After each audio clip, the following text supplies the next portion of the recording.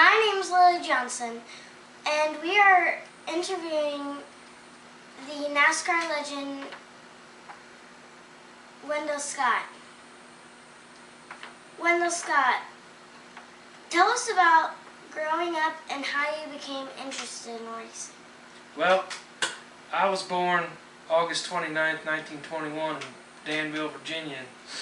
I used to help my daddy work on cars, and he taught me everything I knew about cars. And times were tough when I got back from the war, but I knew I could build a fast car, and there was money to be made running moonshine. And to be good at it, you had to be a good driver, and I was a good driver, and I knew I could race, and that's what I wanted to do. How did you get started racing? Well, there was a promoter at a local racetrack there, and they came to the local sheriff where I lived in Danville, and they said, because the promoter had this idea that he wanted a African-American fella racing out there, he figured it would bring crowds in. So he came to the sheriff and asked, who's the fastest black man driver around? And the sheriff said, well, heck, that's Wendell Scott. We've been trying to catch him for years. Was it easy to start racing? No, I had no support, just family and friends, make a small crew. It was really difficult. The other drivers, the white drivers, made it really tough, and they wouldn't even let me into some tracks to race. Were there any other African American race drivers? Not that I knew of then.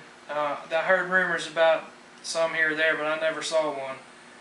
It was me and 50 other white guys out there. Did you ever win a race? I won a lot of the smaller races at the smaller tracks, but only won one NASCAR event, and that was in Jacksonville, Florida in 1963. And they said I didn't win that race. I actually drove 2 more laps than I needed to, and they said I didn't win. They said this white driver won, and they after the race they came to me and said that they made a mistake and I had won, and gave me the check, but I never got a trophy for that one. They never gave me the trophy from that race. I never quite got over that one.